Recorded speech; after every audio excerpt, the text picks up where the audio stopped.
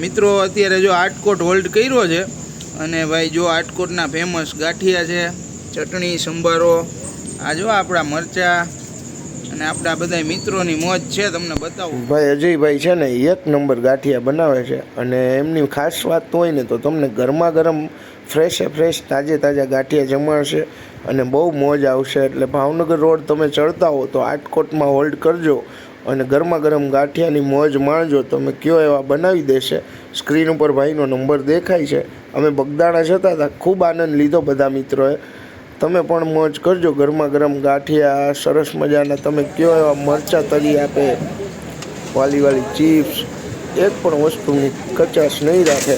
બે ભાઈ જુવાનિયા છે અને ભાઈ બાપાના આપણી જેમ ભગત છે, સેવાભાવી છે.